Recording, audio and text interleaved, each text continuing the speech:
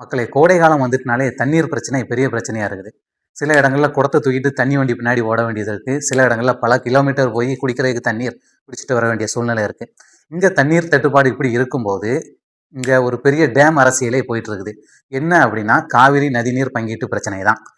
காவிரி நதி கர்நாடகால உற்பத்தியாகி தமிழ்நாட்டுக்குள்ள பாயுது.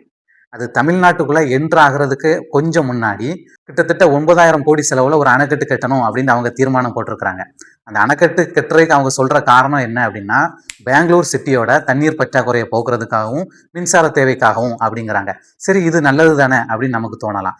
இப்போ அவங்க மேகதாதுல அணையை கட்டிட்டாங்க அப்படின்னா தமிழ்நாட்டு வரக்கூடிய நீரின் அளவு குறைஞ்சு போகும். மழை நேரத்துல வரக்கூடிய அந்த உபரி நீர் இங்க வரல அப்படின்னா நம்ம டெல்டா பகுதிகளில் நடக்கக்கூடிய விவசாயம் முற்றிலும் அழிஞ்சு போகும். நிலம் பாலைவன நிலமா மாறிடும். குடிக்கக்கூடிய தண்ணி இல்லாத சூழ்நிலை ஏற்பட்டுரும். அந்த அணை கட்டுறதை தடுக்கிறதுக்கு நாம சட்ட போராட்டம் கடுமையா போராடணும் அப்படின்னு தான் நாம் தமிழர் கட்சி வலியுறுத்துது. இது ஒரு பக்கம் போயிட்டு இருக்க, நம்ம ஊர்ல இருக்கக்கூடிய அணைக்கட்டுகளும் குளங்களும் சரியா தூர்வாரப்பட்டிருக்குதா, நிலத்தடி நீர் மட்டம் உயரக்கூடிய அளவுக்கு நாம அதை சரியா வச்சிருக்கிறோமா அப்படிங்கிற கேள்வியும் இங்க இருக்குது. நாம நம்ம கிட்ட இருக்கக்கூடிய நீர் ஆதாரங்களை முதல்ல சரியா பாதுகாக்கணும்.